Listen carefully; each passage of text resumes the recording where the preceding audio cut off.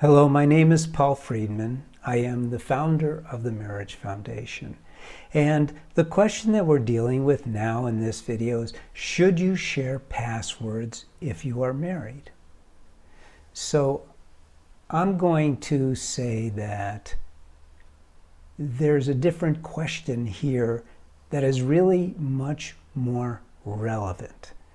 But before I address this, should you share passwords if you are married question, I'm going to ask you a question.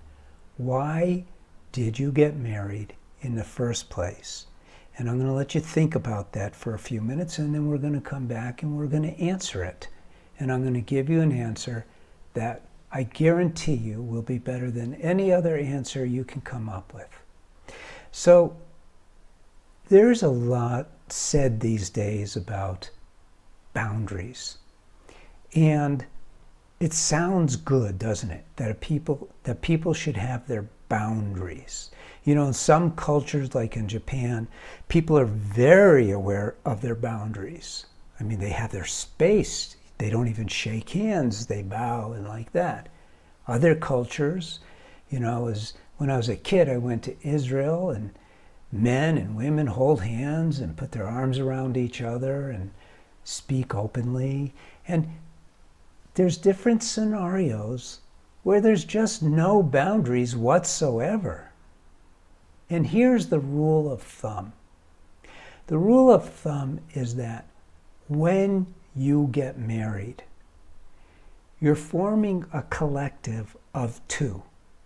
I define marriage as a spiritual path, an individual spiritual path that two soulmates take together. And so the operation of your marriage should always be geared towards living your marriage on that highest plane of the reasons why you got married. And here they are. Happiness. Didn't you get married to be happy? And love. Didn't you get married to experience love? So then everything should fit under that umbrella. So does sharing your passwords fit under that umbrella? It does. Does withholding your passwords fit under that umbrella? I think it's a little bizarre myself. That's my opinion. Is it wrong to withhold a password? I don't know. There may be a particular circumstance.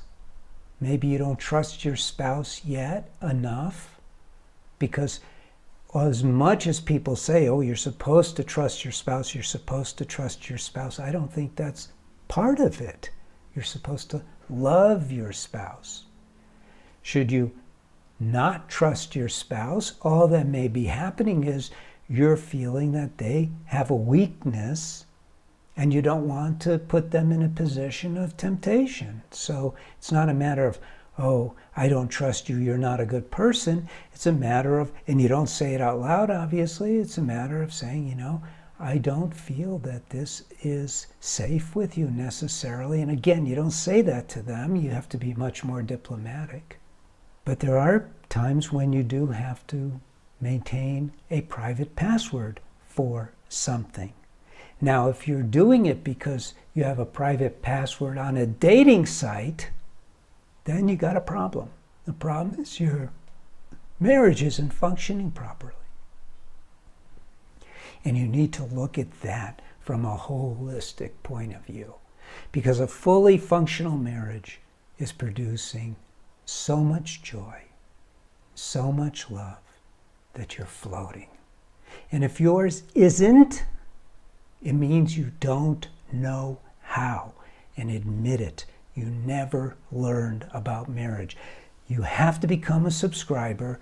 I hate to say it, but these days, if you're not learning about marriage from the Marriage Foundation, you're not really understanding marriage. There's so little out there other than us who's talking about marriage in realistic terms. I mean, just take a look at this, for example. I say it's very spiritual because it's all about love and joy. Most of the videos out there, and I know this because I don't search, I don't look at other people's stuff, but people leave comments and they tell us that no one else is reporting the facts the way we do. So subscribe to this channel so you can learn about marriage. Everything at the Marriage Foundation is wrapped around love and joy and marriage, and learning how to master your mind and learning how to have a most amazing marriage. That's what we want for you. Now, if you've been following and you want to be a TMF, the Marriage Foundation, marriage counselor, or you're a clergy and you want to be able to help people in your flock, or you want to be a coach, or you want to help people before they get married, you can become a TMF trained counselor. And it's not ready yet, it's not online yet, but it will be. So let us know if that's what you're looking for, and we will let you know when it's ready.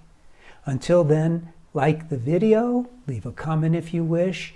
My name is Paul Friedman. I'm the founder of the Marriage Foundation. I appreciate you. I'm dedicated to helping you and your marriage. God bless you, and take care. Thank you.